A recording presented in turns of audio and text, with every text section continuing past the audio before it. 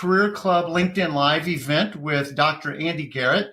First of all, on behalf of Career Club, we'd like to welcome you. If you're not familiar with us, we're using proven sales methods and tools to help people find careers that matter to them.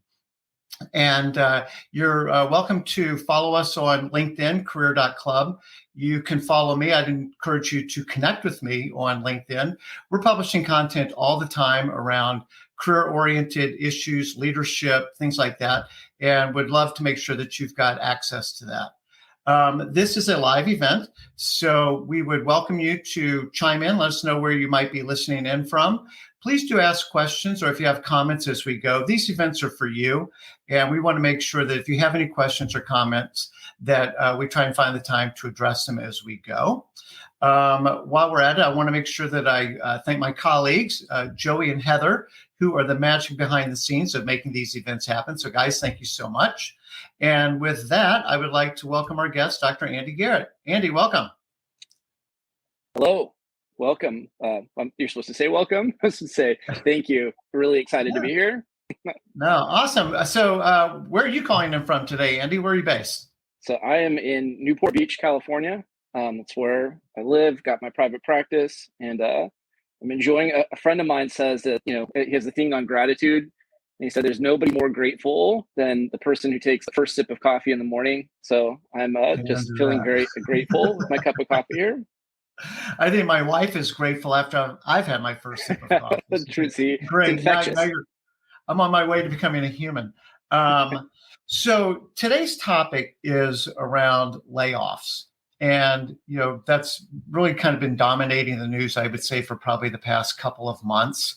And it's interesting how the job market has shifted really kind of very from hot water to cold water, it feels like.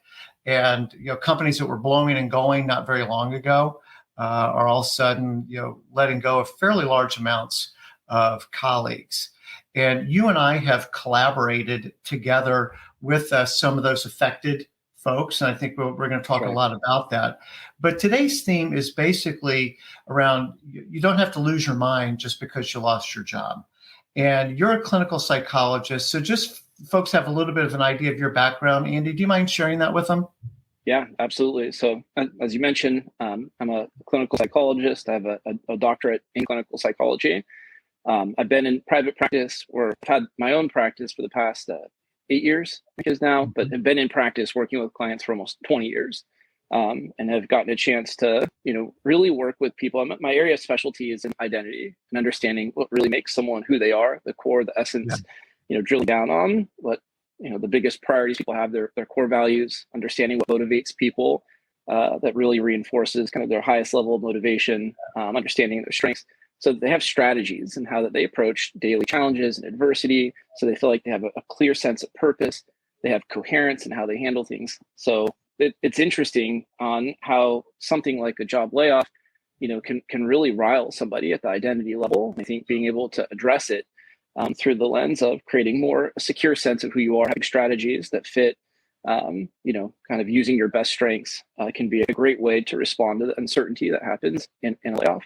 Yeah, and I know we're going to talk a lot about values, and we're going to talk a lot about uncertainty as we go in our conversation. First of all, hi, Charlie and David. Thanks so much, guys, for dropping in a comment. It's great to have you both on, both friends of both of ours.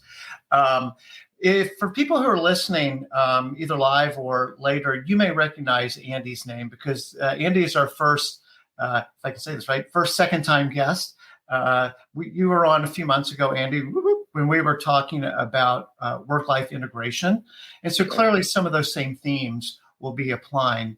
One of the things that I appreciate so much about your practice is that work-life integration notion, back to layoffs. And I was reading an article someone forwarded to me today from Forbes where it talks about, so much of our identity, self-worth, community is tied up in our jobs. And when we lose that, particularly when losing it comes as a surprise and as a shock, it can be very, very unsettling. Yeah. And maybe we'll sort of use this to sort of kick this off. It ends up leading to a lot of uncertainty about who I am as a person, as a contributor, as the breadwinner or bread contributor. at my household. So maybe we could kick it off a little bit, Andy, just around uncertainty. Yeah. One thing to cover quickly, I think one of the reasons that, we really, I think, started to talk about, ways to collaborate, understanding that, there's going to be a lot of layoffs as we kind of see what's coming down. We wanted to create resources to be able to help people, because I remember in 2008, the last time that we saw significant, depression or recession, I should say. At that point, I was still working part-time a little bit in a psychiatric hospital. We had a certain demographic that we saw there. That was usually people who had severe psychopathology. But we saw this sudden shift in at least a percentage of our demographics, where it was very high functioning individuals who their business, their job suddenly was crushed by the recession. And their identity was so anchored or attached to their success and to their business that when things weren't working, they had nothing in them, right, to really kind of prop them up or give them a sense of self or worth. And they kept just kind of applying this kind of rigid way of doing things, and they weren't able to pivot. That sometimes there could have been a solution, there could have been an out, but because their identity was so wrapped into their success and their business, it really just completely, it's like the walls caved in on them. And so I know one of the things that I'm really passionate about right now is helping to give resources. Like, how do you create necessary resilience? Help to create, a term that we've talked about, anti-fragility, before, right? Because if you're trying to create it in the midst of, the highest uncertainty, you've already been laid off, it's much more challenging. It's like trying to learn how to ride a bike in the middle of a hurricane. But if you start to understand how to apply some of these tools now, you start to practice them, then it becomes much more organic, right? And it becomes much easier to be able to apply them if indeed you have to deal with something like this type of uncertainty. So as we talk about like resilience, and you can define anti-fragility, but it's sort of like the expression, the best time to plant a tree was 10 years ago. The next best time is today. Yep. So, the reality is for people that are being proactive and want to either help a friend or whatever, today is the best day to start, if you haven't already, to start to build resilience, because life, this is a statement of the obvious, so sorry, but life is filled with uncertainty, and something's going to happen. I've heard people talk about, you're either getting ready to go into something, you're in something, or you're just coming out of something. But it's sort of always in some cycle of uncertainty surrounds us. And so having that resilience, and I think you're going to talk a little bit more about that as we get into some values and things like that. Absolutely. But, in your practice, when someone has a sudden loss, and we're speaking very specifically about layoffs today, because so often it's a Friday morning, you get called into a conference room, God forbid it's Zoom calls, so it's been happening here for a little while, but you get called into a conference room by your boss, and there's the HR person in there too. And you're like, oh no, I think I know what's getting ready to happen. And it's, Andy, I'm really sorry. Today's going to be a really tough day. The company has had to go through some belt tightening. Unfortunately, you're getting caught up in that. We're really sorry. But I'm going to turn this over now to my HR colleague, who's going to walk you through the next steps of you separating from the company. I mean, like, nobody came to work today thinking that's what was going to happen. In a few minutes, they're going to have, the copier paper box with some papers and some trophies and plaques and whatever, and they're going to be headed home.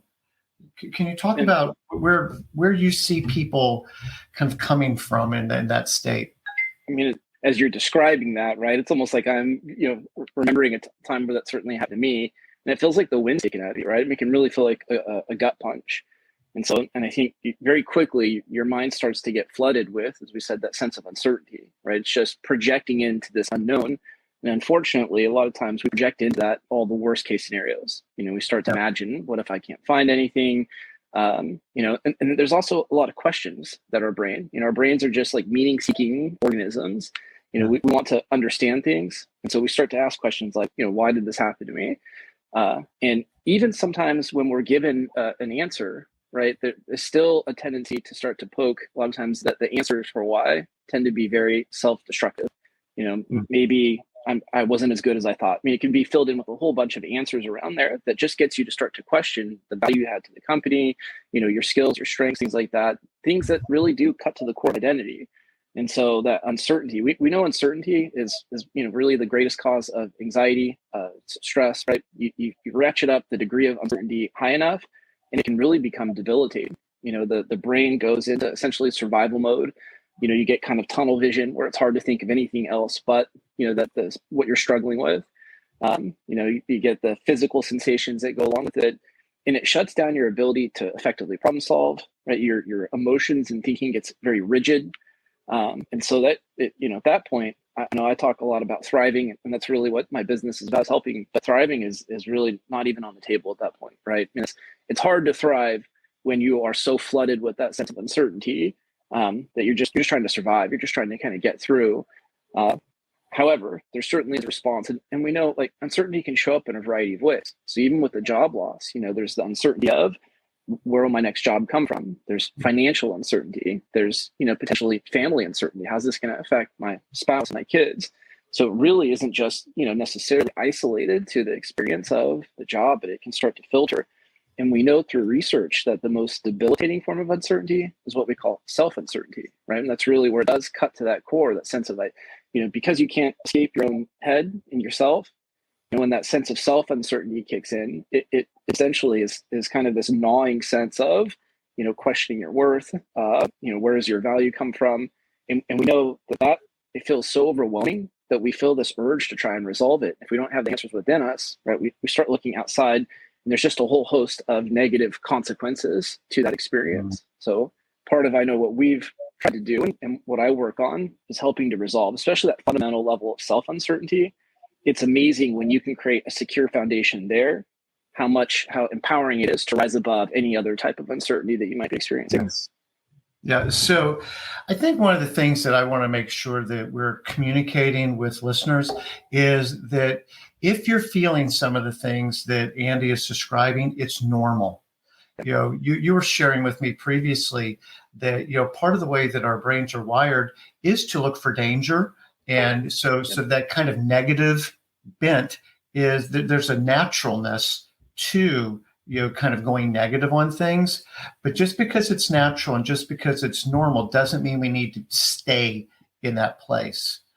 So that's one thing I just wanted to kind of call out, and you can build on that in a second, please. But the other emotion that I was wondering if you could just talk about for a minute, Andy, is anger. Like I've met so many people over the past, decade and a half doing the networking and helping people in transition. I would say that, two of the dominating emotions are fear and confusion. Yeah. But the third one, it's shame, I think would be very high in that too. But also is anger. And what I call metastasized anger is bitterness. Yeah. Like, I'm going to hold on to this. This is mine, And could you just talk a little bit about people that are dealing with anger as part of all this? Yeah, there's a part of our brain that essentially processes injustice, something that feels unfair, right? And that tends to be, we get very strong visceral reactions to that. It can create feelings of disgust, of envy, of anger, bitterness. The thing is, this is a primitive part of the brain. And so it reacts very instinctively, and it responds very quickly. And there is an aspect of it that does feel, I don't know if intoxicating might be too strong a word, right? But there's a certain power behind it. And there's even a sense of moral righteousness, right? So people can get really stuck there because it can, feel empowering. It's not particularly healthy, but certainly understandable. The tough part is like the prefrontal cortex. That's the part of the brain that ideally you want to get to, that starts to, kind of help with decision making, helps you to strategically think through things. It's where your values exist and all that. But the primitive brain and the prefrontal cortex, right, are essentially at odds with each other in this experience. And the primitive brain is much faster thinking, right? There's a phenomenal book, Thinking Fast, Thinking Slow, by Daniel Kahneman, right? And he really covers that this fast acting brain is impulsive. It wants immediate gratification. And often it gets in the way. We don't always do a great job. This is something, I've got a 6-year-old son that I'm constantly working on, slow down. And as I'm telling him this, I'm like, reminding myself like, oh yeah, this is probably a great lesson for me too. The ability to just slow down, to allow our prefrontal cortex, allow our brain to really think through and not just react to the emotion. I think one of the biggest challenges in dealing with some of these strong emotions is they can create kind of a vicious cycle, right? You start to feel angry, And then that kicks in maybe a thought or a belief that's negative about yourself, which just intensifies the anger. And it creates this really, snowball effect that kind of takes over. Next thing you know, it's kind of consumed you. You might have spent an entire day or an entire weekend just completely, stuck in the subjective nature of that feeling. And so the ability to acknowledge the feeling early on, but to have what we call like emotional agility, right? The ability to have coping skills and tools that allow you to pivot out of that and to create kind of a whole new sequence. Ideally we call it like a virtuous cycle where you start to reinforce or affirm who you are. You start to move towards your values, and all of a sudden that feels affirming and empowering. But let me acknowledge, as I'm saying this, it's a really tough thing to do, right? Yeah. And the desire to just want to respond out of those emotions, right? Like, and have the immediate gratification of that is very appealing. Well, and that's exactly right. And when we're talking about identity and losing identity, sometimes on the anger bit, if I feel like I have been wronged, and there's, as you say, sort of this moral justification, it actually does accomplish some things. Like, it puts me on the moral high ground, which feels like power. It minimizes shame because it wasn't me, it was them, right? And so there are some things that feel good about that. And as I've lost one identity, it allows me to adopt a new identity of, I'm the guy that got screwed. If you knew how badly I got, mistreated and how unfair it was, let me tell you.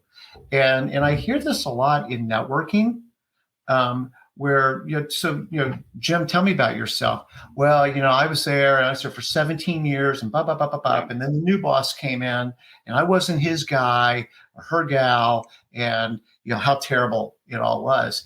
And even if it's all true, I'll even grant you that everything you just said is true. As to your earlier point, it is not helpful. And it's a very impractical thing to hold on to. So I know that it's easy to talk about conceptually, hey, you need to let that go. But, and maybe we can use this as the way to pivot into, the next section of our conversation on benefit seeking. Yeah. But just letting go of that is so powerful, but hard. Yeah. I mean, I think you captured that perfectly, right? That is the juxtaposition there. And right, I think all due compassion to someone that's gone through something like that, right? Certainly understand all the feelings that come out of that. And, but you're right, part of the moving or transitioning into, there's an exercise known as a benefit finding exercise. Not necessarily the best name for it, but that's what it's been called. The first time I ever heard of this exercise was how it was used with veterans who had experienced trauma, and they're trying to figure out how to help these veterans to not just go into the kind of PTSD response. And so, one of the things that they really had them try to do was focus on inner locus of control. What is it that they have the ability? Say that word again, interlocus? Inner locus of control. Okay. So a sense of, what do you have the ability to actually take action on, that you have some healthy sense of control over, as opposed to, oftentimes we get preoccupied with all things we have zero control over. What happened to us, the circumstances, what other people's actions were. Right. And when that consumes us, we just start to feel powerless. We feel helpless and powerless. And that really can be the precursor to depression, to anger and bitterness, to a whole series of psychological outcomes that really can be devastating, right? So the more we can really focus back in, it lights up the motivation center of the brain when it feels like it actually has a pathway to take action on. And then, again, it feels almost, I don't know what the right word is, like non-compassionate to say, well, just focus on the bright side of things when someone's gone through something terrible like that. So again, I want to make sure there really is a lot of compassion baked into this and understanding. But at some point is being able to say, is there some way in which you could choose to grow through this? Is there some way, instead of just having to survive, that you can actually become stronger, right? That maybe you can even find a job that's more rewarding, the work-life integration. Maybe you create this really wonderful, opportunity to have a job that reinforces that sense of healthy, holistic identity, right? Where all of a sudden your personal life and your job, they all come together as part of an overall tapestry, right? That's very intentional. So the more that they can focus, so, a lot of these veterans started to focus on how they could become more courageous, right? Having compassion for others who've gone through difficult times. And so it gave them a channel to transform their struggles into something meaningful, and it gave them a purpose. And all of a sudden, it created a whole new phenomena that they called post-traumatic growth. right? So these veterans were now thriving as opposed to going through the PTSD experience. And so it's a really wonderful exercise, right? And really a big part of it is that inner locus of control. How do you keep coming back to? I'm sorry, how to keep coming back to what? The inner locus of control. I mean, that really is so essential to resilience, to better psychological outcomes in this, and to be able to pivot into, being able to feel empowered. Just real briefly, I remember the last job before I got into private practice, I was let go at a pain management clinic that just was really struggling. And we had just bought a house, my wife and I. And so I was like, oh, this is not great timing. And so, there was some certainly initial sense of really, being angry and bitter about it because of some promises that were made that didn't get fulfilled. But I recognized there's a hunger here. I need to tap into that, and I need to have that be used as fuel, right? To just every day go out there.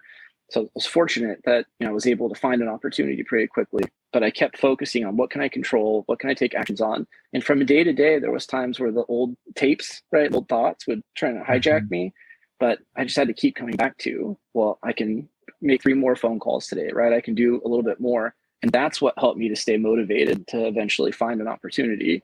But as soon as I get stuck in that, focusing on things I have no control over, it's amazing how that just really shuts down our thinking, our resilience, and everything. You've taught me a lot about the word and the concept of agency. Do you mind sharing that with folks who are listening? Yeah, but I think oftentimes agency is I think connected to that sense of autonomy. So I'll frame it in that sense. Autonomy is there's a huge study that looked at the best predictors of long-term sustainable happiness. People who weren't just, had fleeting moments of happiness, but people who were consistently happy. Mm-hmm. And so they wanted to know, what internal characteristics, is it optimism, is it gratitude, is it hopefulness? And they were surprised to find that autonomy was by far the best predictor of happiness. Mm. The best definition I've ever seen of autonomy, surprisingly, came from the Merriam Online Dictionary, but it's a self-governed choice or decision with moral agency. Right. So it's that sense of, I believe that I can take action on this. It's something that originates from me. And there's a sense of motivation, right, to want to kind of move forward with it. And so really, I think with autonomy, it does require both sides of that, right? Self-governed choice. It's a choice I'm freely choosing. It's important to me, right? And it's consistent with kind of my higher sense.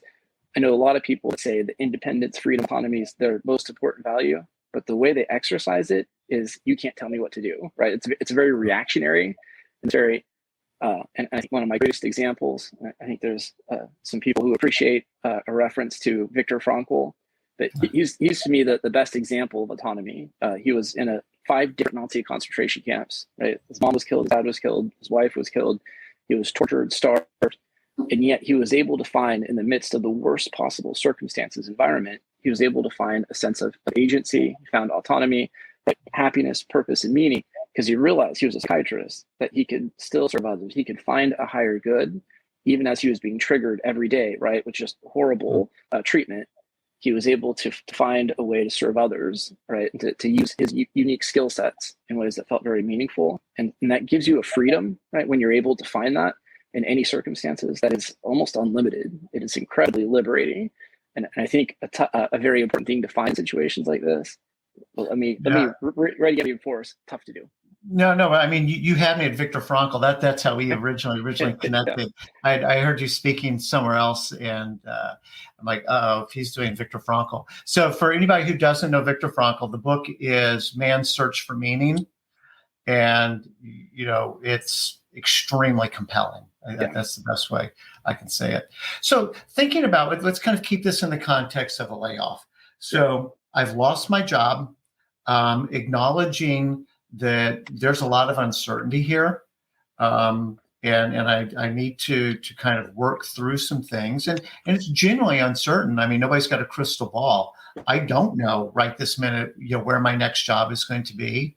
I don't know how much my savings I'm going to have to burn up.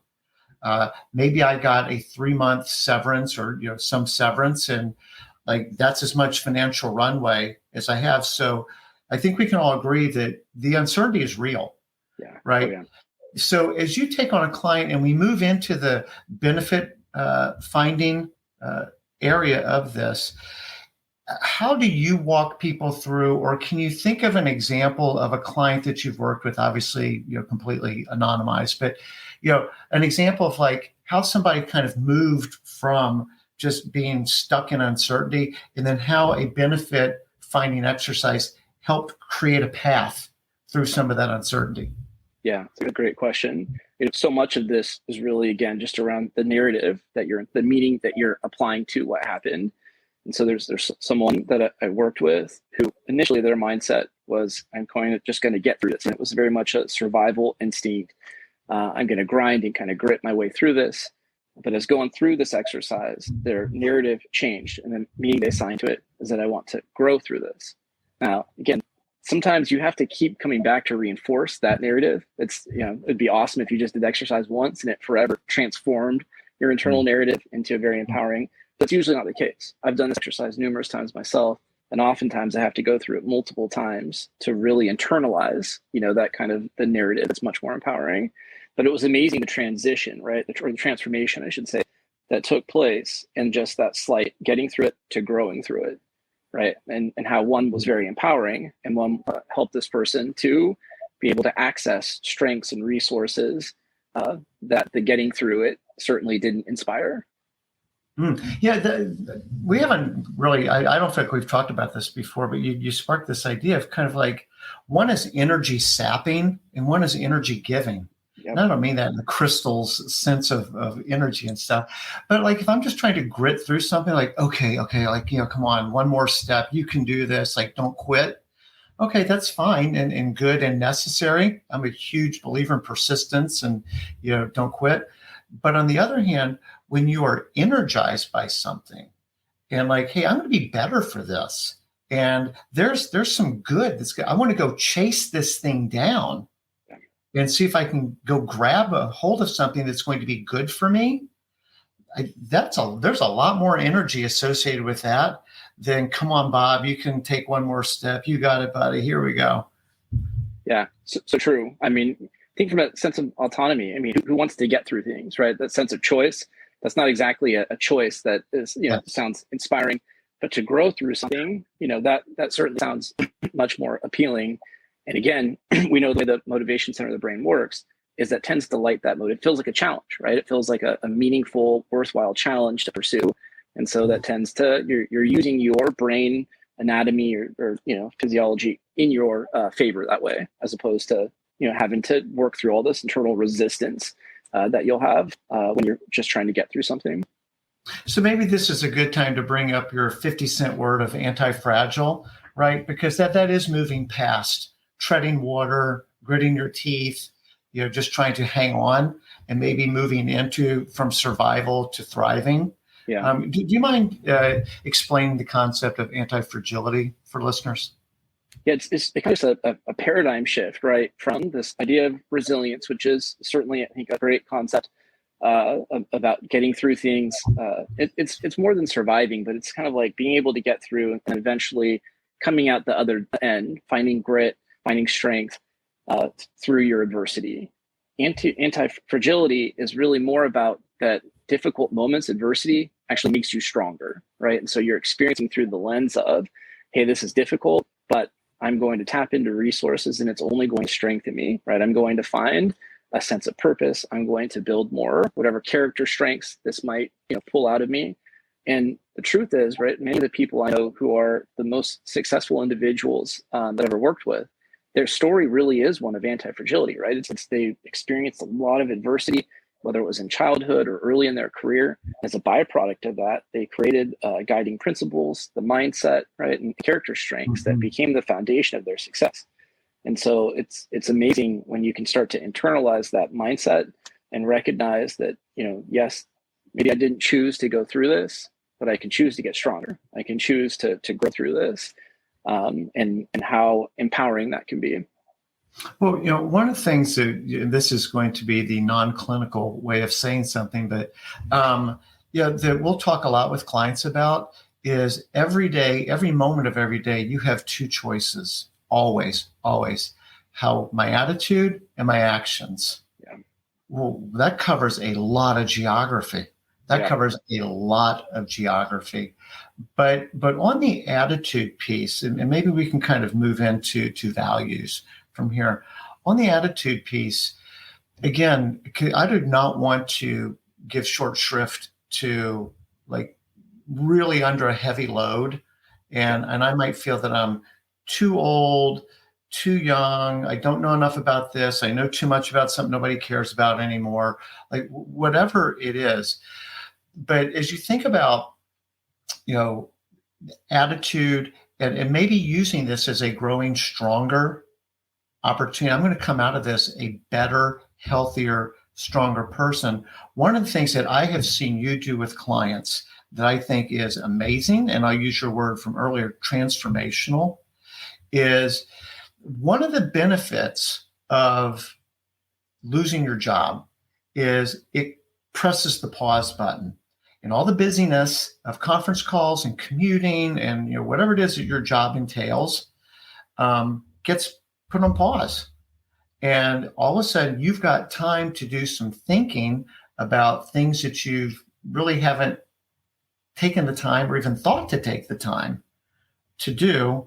And I know a big part of that then becomes, well, what is important to me? Have I been happy the last X years? Have I actually been fighting myself and just thinking, well, that's what everybody does, so just deal with it? And yet when they go through exercises that help them really sort of distill what their values are, it is transformational. I was wondering if you could start to talk about that for a bit. Yeah, well, I love everything that you're saying, and I agree that when you're going through, a transition and the pause button is hit. I think one of the things that's been really amazing about working with you in this program, one of the worst things that you can do is spend too much time in a state of, not taking any action. Being left in your own thoughts when you're going through uncertainty can often be a very detrimental thing to do. And so, I know through your program, they're given all kinds of exercises that are really healthy. I've heard that over and over again from the clients that we've worked with, right? That it's given them something to focus on that feels productive. And so instead of their time being used lamenting on, kind of the circumstances, they feel like they're taking action that's going to set them up to be successful. So that's huge, right? To be able to do that. When you go through a lot of uncertainty, one of the best responses or antidotes to that is to start to find really good information and great resources that help you to kind of find your way through the uncertainty and to have hope and feel like there's a direction that you're moving towards. So, I'll use that as a pivot. I think we talked about this briefly the other day, but the three biggest kind of mistakes that I see people make in their journey to be successful and happy, and I use the metaphor of rowing a boat, and this will get to values, but the first one is that there's not a clear sense of direction that they're heading in, or that sometimes their life is compartmentalized, right? That they may be heading in one direction with their work, but their family life or their physical health or their spiritual life, whatever it might be, right, is totally going in a different direction, right? There's not a sense of feeling an intentional, like I know exactly where my life is heading and everything's going in the same kind of pathway. And if you've ever rown a boat, you've got one arm kind of rowing in one direction and the other arm going opposite, has you spinning around in circles. So you feel like you're putting in a ton of effort, but you just feel like you're not really getting anywhere. That feels really dissatisfying and unfulfilling. And I think when you really define your core values and you do with specificity, I've known a lot of people like, oh, I know my core values. And then I'll ask, it's great, what are they? And they have a very generic sense of what they are, right? There's a sense of like, I kind of know what they are, but I've never actually written them down. Man, there's just incredible power in taking the time to actually get very specific with the words, right? We had someone recently who they thought efficiency was their core value, right? And going through it, they realized it was effectiveness. But if efficiency was like, if I'm being efficient in the wrong things, right, that's no good. But yet they had been operating through the kind of prism that everything needs to be efficient, and making that slight transition into being more specific with what actually was a value of theirs was massively transformational, right? And you're really anchoring yourself to the things that have the greatest significance and meaning for you. I know when I feel aligned with my values, I feel like my life is moving forward in that direction. I mean, I feel strong, I feel capable, I feel motivated, I feel purpose-driven. But I call it existential ADD, and it's like constantly all day long, right? I have things pulling at me that are taking me out of my values, whether it's getting onto social media and seeing someone going on yet another vacation. Now I'm questioning, whether I'm going on enough vacations, whether it's the news, right? Some of the stuff that's happening in the world, I have no control over, and I'm worried about that. And it's amazing the difference, right? All of a sudden, my mindset, my emotions, I feel more fragmented. I feel disoriented.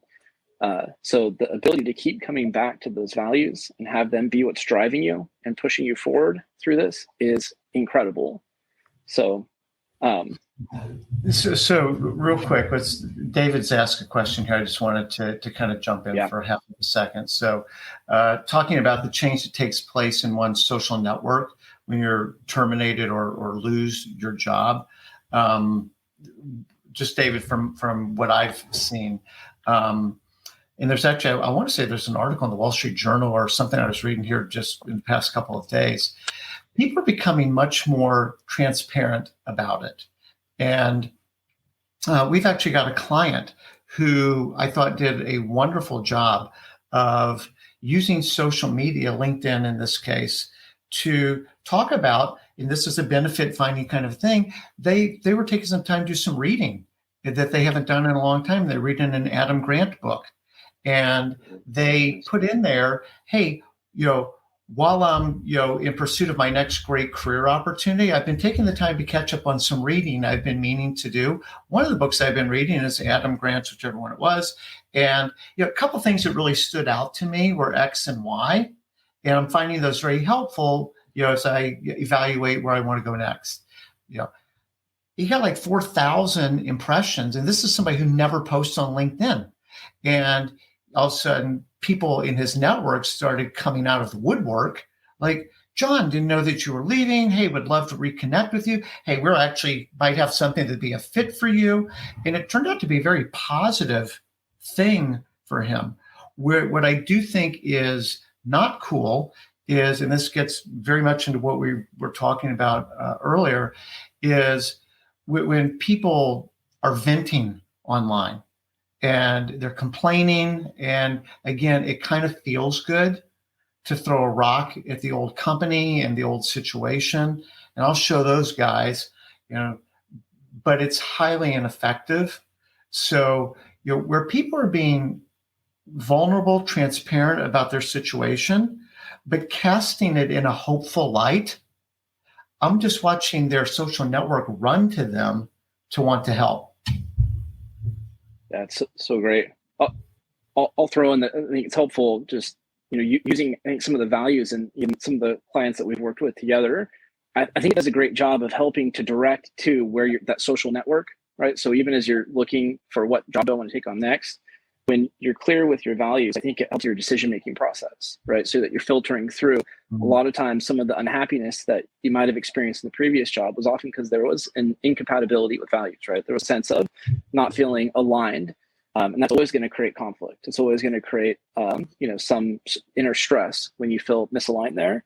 And so, knowing where do you find these social networks? Where is the place where you're most likely to find people aren't necessarily like-minded, but they care about the same things, right? There's a sense of feeling very aligned, and just the fit. You're going to thrive in an environment where you feel that there is a good fit. So, I think that's really important as you're looking to expand that social network. Well, and I think we can layer Hunter's comment in here. Talking about approach versus avoidance. And when you can, what he's saying is, when you can get into approach mode, everything changes in your experience and your results, which is true. So again, kind of weaving three things together: values, David's question about social network, and Hunter, you're talking about approach versus avoidance. I know for a fact that in networking, sometimes people are afraid to engage their network. I was on the phone with a client last week on this exact topic because of the shame that they were feeling. And they had a low self-esteem and like, well, I'm sure Andy's really busy. I don't want to bug him. By the way, this is incredibly embarrassing. And so what most people, I think, know that your best avenue for your next role is going to come through your network. When you're purposely not even starting the engine because of shame or whatever, that is highly counterproductive for you. Now let's talk about the person who is networking and is able to clearly articulate what they're looking for and why they're looking for it. And now, Andy, into the values, and I'm looking for a role that's going to allow me to do X, Y, Z. I'm looking for a company who believes and demonstrates that they believe these kinds of things. Then, and some of the companies I've identified that I believe, would fit that mold are X, Y, and Z.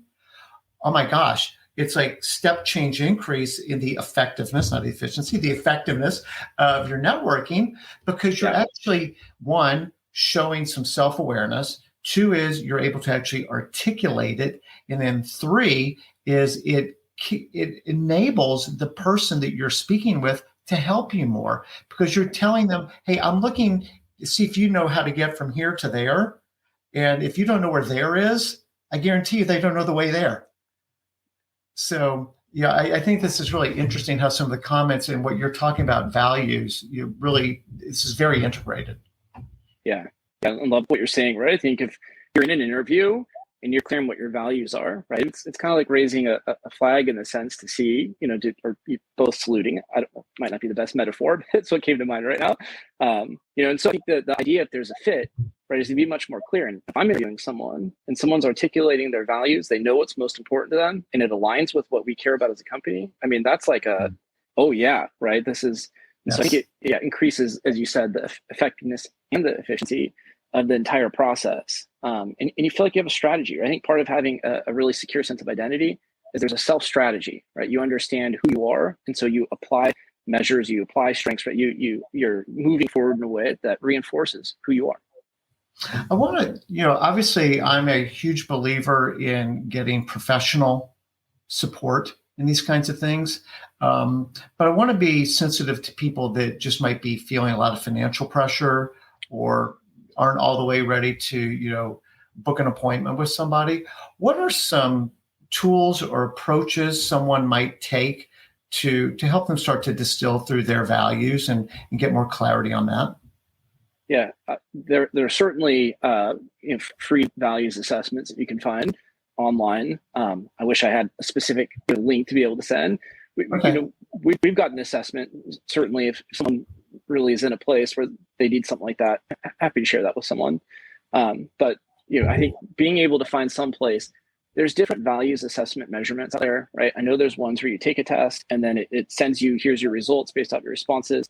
Personally, having done this for 15 years now, my favorite values tests are when you sometimes just have a list of values-based words and you have to kind of struggle, right? It's a little more frustrating because trying to pick through, is this really what I care about, or is this just what I think I'm supposed to care about? And the whole right kind of, it was a frustrating experience for me the first time going through and trying to define my values. Right? I contemplated between different things, trying to find the perfect words for quite a while.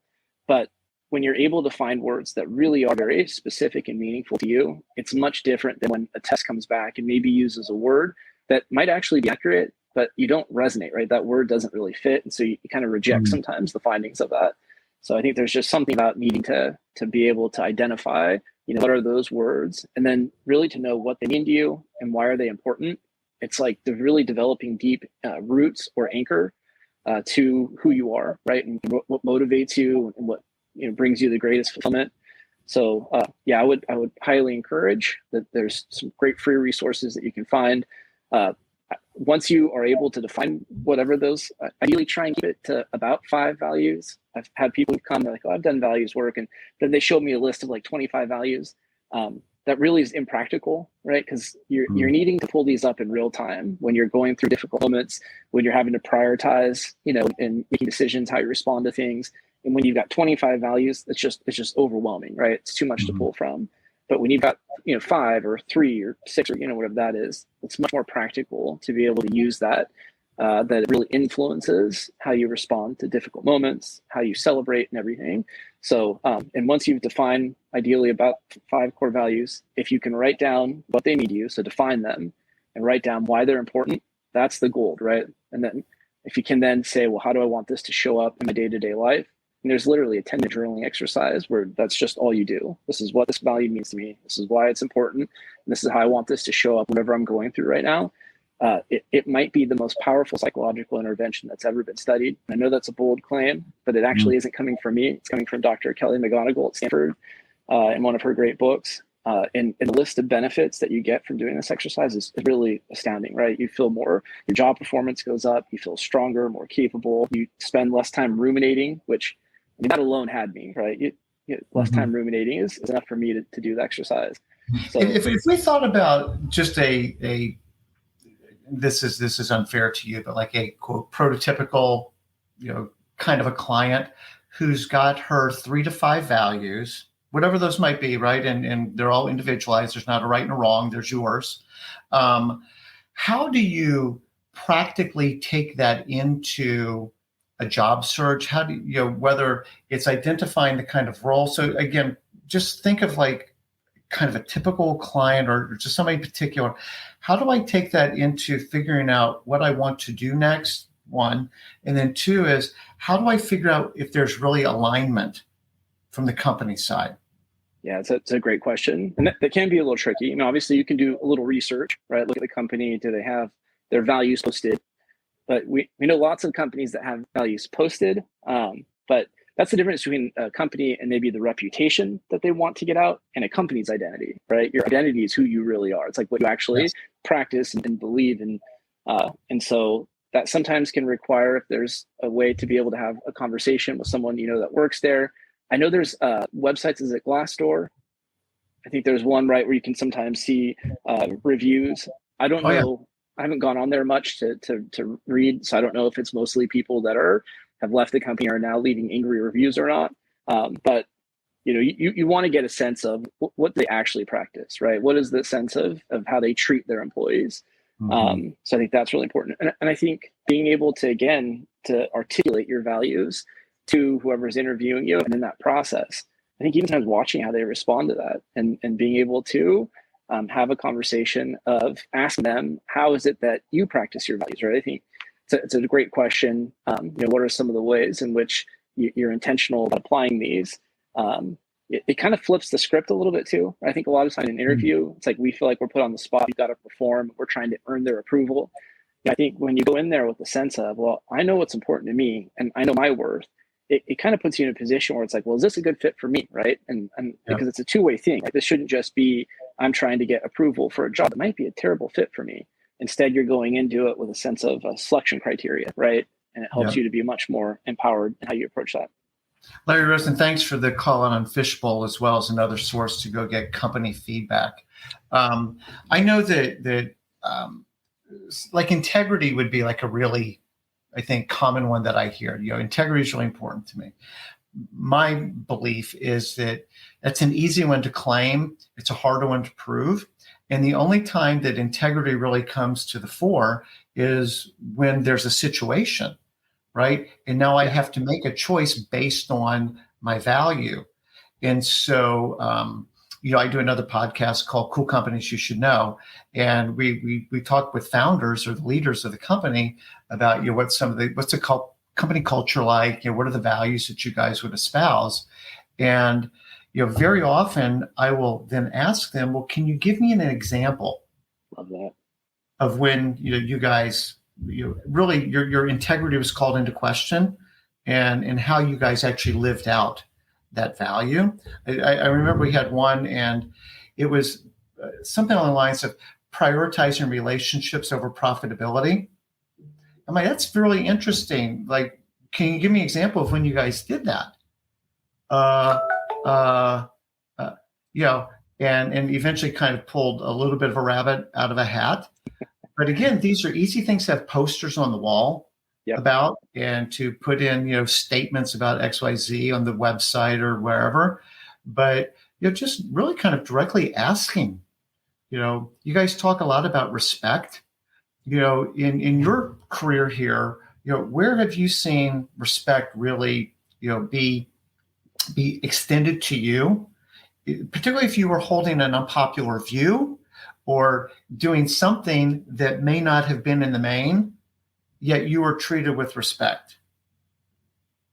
Oh, right. So, you really can ask about these things, and these don't just have to be theoretical notions that, are hard to get at. But it does take a little bit of chutzpah to, hey, I want to ask you, not like where's everybody go for lunch or how many vacation days do I get? Yeah. But you guys claim this. Can you talk to me more about how that really works in the real world? I love what you're saying there. And I think a company that you can tell is really authentic, right? In espousing or living out their values, you really should see radical consistency, right? There should be a sense that all their decisions are filtered through the lens of their values. I love using the Navy SEALs sometimes as an example, that they're so clear, right? That trust and this idea of teamwork is what they value. And so it really dominates their entire kind of process. So who they're choosing as potential soldiers to join the SEALs, right? They're looking for ones that have character strengths, integrity, loyalty, right? Great teamwork and things like that. So that they know exactly what candidate is a good fit. Then in their training process, they're reinforcing this notion of teamwork and trust, right? And they make sure to reward the teams that are high in that and they're course correcting ones. So, and you see the stories that they tell, right, really reinforce this whole notion of brotherhood and, going through in this incredible trust and their whole motto of no man left behind. It's almost like this radical, kind of commitment. And, so they know exactly what they're looking for, this incredible consistency, and it helps people to self-select into it. And people want to rise up to the level of the culture, right? So they actually, reach their full potential. They know what's expected of them. So I know that's a pretty extreme example, right, of a organization that has a very clear sense of culture that seems to have radical consistency with it. But you should see the stories they tell, how they hire people, their training, that there's this consistent theme that runs through it. If you find a company that can clearly articulate that, like that's certainly a very good indicator. Okay, so I want to be mindful of the time. Is there maybe just sort of like if you wanted to synopsize, basically what you would share with somebody on a 1-minute elevator ride up who's just been laid off, what would you say to them? You got to be very careful around the stories, the meaning that you assign to what you're going through, right? It's going to be very tempting to get into the meaning of I was wronged. But the more that you can start to look at what action can you take to learn and grow from this, that's going to be absolutely essential. If you can keep coming back to, I know it's a term most people probably don't use in every day, but the inner locus of control. And then from there, define your values and make sure that those are guiding you through this entire process, the decisions you're making, what job that you choose. You'll find incredible strength and clarity by defining those values. I know the other two parts of the rowing thing I didn't quite get to, but it's about, knowing what you're intrinsically motivated by.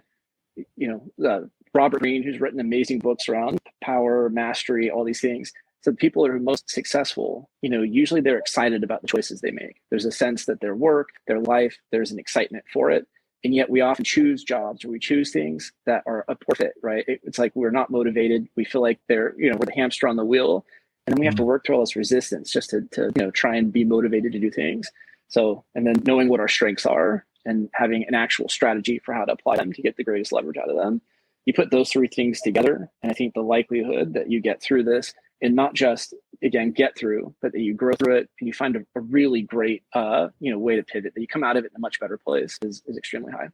Yep. And so that's fantastic. Andy, I've got a ton of respect for what you do. And if for no other reason, because I've seen the impact that you've had on shared clients' lives and that they really do come out of this much stronger, healthier, and thriving. So if people want to learn more about your practice, what's the best way to do that? Yeah, go to my website, ag-thrive.com. Yeah, there we go. There you go. Awesome. And thanks. I can say, one of my criteria, right, and whoever it is that I potentially collaborate with, is really character. Character matters more than anything else.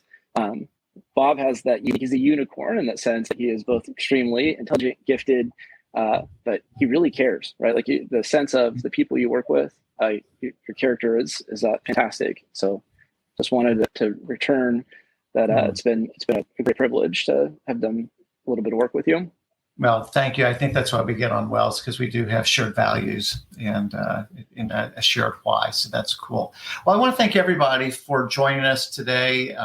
Please feel free to share this episode with somebody else. This will be available as a podcast probably a little bit later on this afternoon. And then you can share that with people who might be going through a layoff or some other interruption in their work life.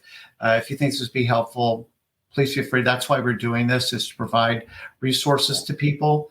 with no commercialization. Just want to make sure that people get the help that they need. So Andy, a pleasure as always. You're a great friend, great colleague. Thank you. And thank you again, everybody, for listening. We've got some great episodes coming up in September. I think our next one is with the CPG guys. So make sure you register for that. And with that, hope everyone has a wonderful Labor Day weekend. And thank you again for listening.